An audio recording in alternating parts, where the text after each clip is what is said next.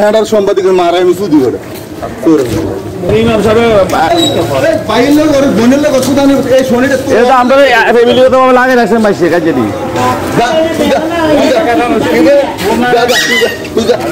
তুই যাস্তা কাজ দিন শুরু না না তুই পরে সিঙ্গেলে তুই ভালো তোর কিছু কল তুই আবার কেউ থাকতে কি আমার কোচিং আমার কেউ নেই আমার আল্লাহ ছাড়া গেলাম মাঝখানে 12 বার হয়েছে সব করে সালাম সালাম করেন মসজিদের ইমাম সাহেবের লোকের ভালো কি চাকর তুই জানো না জানি নাই তো এলে ভাই আমরা পরে কথা আছে রাতেন পরে কথা ওই আউল ভাই মামা আসসালামু আলাইকুম আমি তো মসজিদ কমিটির সভাপতি আজকে অনেক বছর হুজুর এই মসজিদে সেবা করতেছে এলাকার মুসল্লিরা সেবা করতেছে তো হুজুর আজকে চলে যাওয়া যে সিদ্ধান্ত এই সিদ্ধান্তের বিষয়টা কি কিভাবে আপনারা মানে কি মনে করেন সভাপতি হিসাবে আপনার বক্তব্য একটু জানতে চাই আমার এটা সেক্রেটারি সিদ্ধান্ত হয়েছে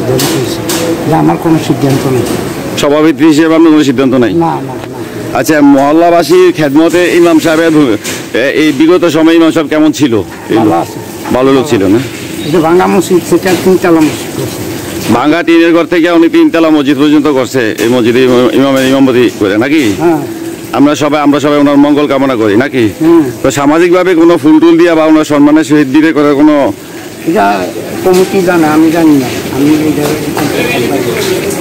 এই হচ্ছে শুভপুর উত্তরপাড়া জামে মসজিদ আপনারা জানেন এই মসজিদটি 1998 সালে গঠিত হয়েছে ক্ষুদ্র একটা টিনের ঘর থেকে এই মসজিদটি আজকে 3তলা হয়েছে আমরা যতটুকু জানি শুভপুর উত্তরপাড়া এই মসজিদটি এলাকাবাসীর উদ্যোগে এলাকাবাসীর আপ্রাণ চেষ্টায় কষ্টে এই মসজিদটি দাঁড়িয়েছে আজকে নিজের প্রতিষ্ঠানে তো এত বছর যুগ যুগ ধরে যে ইমামতি করছেন মাওলানা মোহাম্মদ ইমরান হোসেন সাহেব হঠাৎ করে আকস্মিক এক কালো ছোঁয়ায় ওনাকে মসজিদ থেকে মানে ইমামতি পদ থেকে বিদায় নিতে হচ্ছে এলাকার বিভিন্ন সূত্র জানিয়েছেন উনি এলাকার বিভিন্ন সময়ে অন্যায়ের বিরুদ্ধে প্রতিবাদ করেছেন এবং ধরেন বিভিন্ন মাদক সুদ জুয়া এসব বিষয়ে কথা বলার কারণে একাধিক চক্র ওনার বিরুদ্ধে বা একটি চক্র ওনার বিরুদ্ধে সক্রিয়ভাবে কাজ করেছেন ওনার বিদায়ের বিষয়টা আমরা সভাপতির সাথে কথা বলেছি চেষ্টা করবো কয়েকজন মুসল্লির সাথে কথা বলতে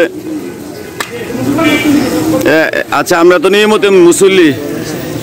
MS আবুল হোসেন ভাই আপনি বলেন ইমাম সাহেব কেমন এত বিগত সময় ইমামতি করছেন উনি কেমন লোক আজকে টিনের ঘর যখন ভাঙ্গা ছিল তখন উনি ফানি ইচ্ছা এলাকাবাসী করলে যে ফানি ইচ্ছা ইমামতি করছেন হ্যাঁ এখন ওনার চলে যাওয়ার বিষয়টা কিভাবে দেখতেছেন আপনারা আমার ব্যক্তিগত ব্যাপারে খুব দুঃখ লাগে একটা ইমাম সাহেব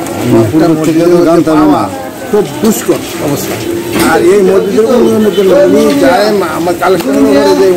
হুজুরের ব্যাপারে একটু কথা কইতেছি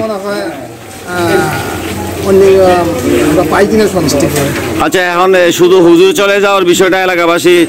খুব কষ্ট পাইছে মর্মাহত কারণ একটা ইমাম রাজকীয় হলে ফুলের তো সম্মান নিয়ে বিদায় নেবেন আর ইমাম হঠাৎ করে বিদায় নেওয়ার কারণটা কি না না হঠাৎ করে তো ঘোষণা হয়েছে এটা তো জানি না আমরা উনি তো আমরা বলছি ইমাম মনে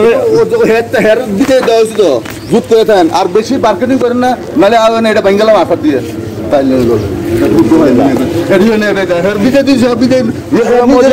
30 বছর 15 বছর কান করতে পারে একটা ওষুধ যার তার সরম দিতে মসজিদে ইমাম সাহেব তোর ঘর নিয়ে হুজুর কইছে না কোনো কথা হইতে আপনি কি তৈরি গেছেন কেন এলাকাবাসী সবার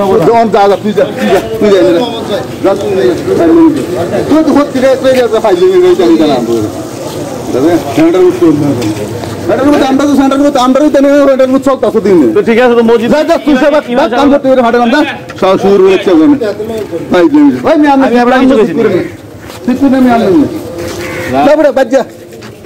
সাংবাদিকের মারা আমি সুদি করে